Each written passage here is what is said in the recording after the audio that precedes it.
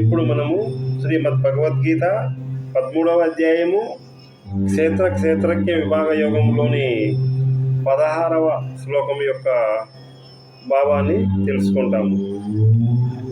బహిరంతచ్చ భూతానాం అచరం చరమేవ చ సూక్ష్మత్వాత్ తద విజ్ఞేయం దూరస్థం చాంతికే చ తత్.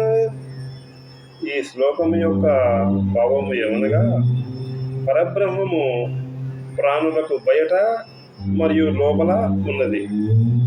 అది కదలనిది మరియు కదిలేది కూడా. సూక్ష్మము కనుక తెలియరానిది, దూరముగా ఉంటుంది మరియు దగ్గరగా కూడా ఉంటుంది.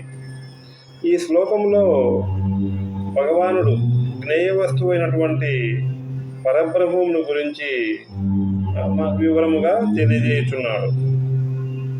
ఇక్కడ బ్రహ్మం అనేది బహిరంతచ్చ అనగా బయట ఉన్నది మరియు లోపల కూడా ఉన్నది అని తెలియజేయబడుతున్నది. మనము దేహభావనతో శరీరమే మనము అని అనుకుంటున్నాము కనుక ఈ బ్రహ్మము అనేది మన శరీరము లోపల ఉన్నది మరియు శరీరము బయట కూడా ఉంటుంది.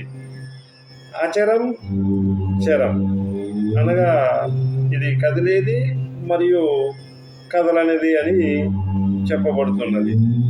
శరీరంలో బ్రహ్మము ఉంటుంది అనుకుంటే మన శరీరము కదిలినప్పుడల్లా బ్రహ్మము కూడా కదులుతూ ఉంటుంది.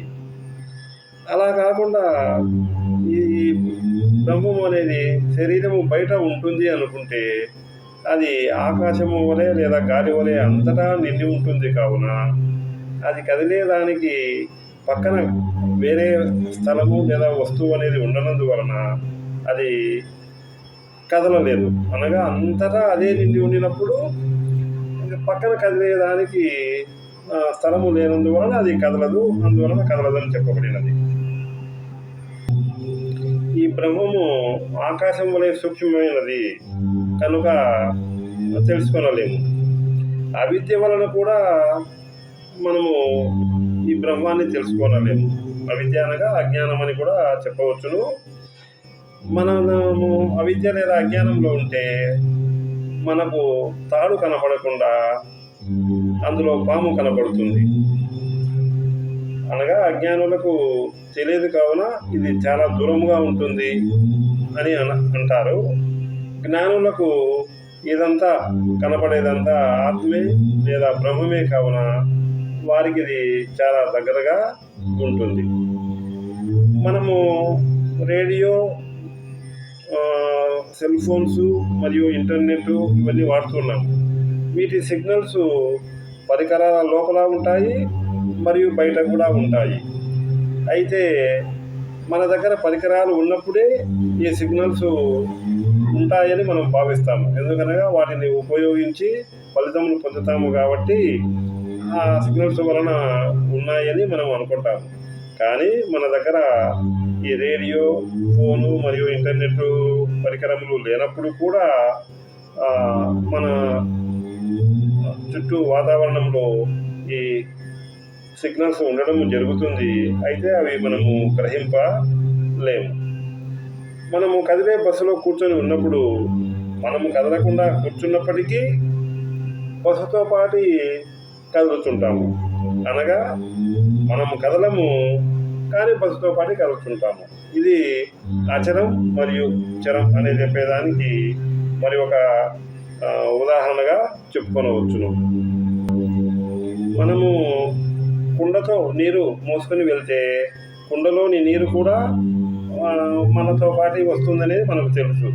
అదేవిధముగా మనము ఖాళీ కుండను మోసుకొని వెళ్తున్నప్పుడు అందులోని గాలి కూడా మనతో పాటే వస్తుంటుందని మనము గ్రహించవలసి ఉంటుంది. అనగా ఇది ఈ బ్రహ్మము లేదా ఆత్మ అనేది లోపల ఉంటుంది మరియు బయట ఉంటుంది. ఎందుకనగా గాలి వలె, కుండలోని గాలి వలె. గాలి అనేది కుండ లోపల ఉంటుంది, బయట ఉంటుంది. బ్రహ్మము కూడా అందరి లోపల మరియు అందరి బయట ఉంటుందని మనము గ్రహించాలి. ఈ ఆత్మ అనేది అణువు కన్నా చిన్నది మరియు సృష్టి కన్నా పెద్దదిగా కూడా ఉంటుంది. ఇది ఒక ఆశ్చర్యమైనటువంటి విషయము. ఇక్కడ త్రిపుటి అనేది ఒకటి ఉన్నది. త్రిపుటి అనగా జ్ఞాత, జ్ఞేయము మరియు జ్ఞానము. జ్ఞాత అనగా తెలుసుకునే వ్యక్తి, అనగా ఇంగ్లీష్లో సబ్జెక్ట్ అనవచ్చును. నేను ఆత్మను అని తెలుసుకున్నట. జ్ఞేయము అనగా ఆబ్జెక్టు, తెలుసుకొనబడుతున్న వస్తువు, అనగా ఇది విషయము, ఇది కూడా ఆత్మే.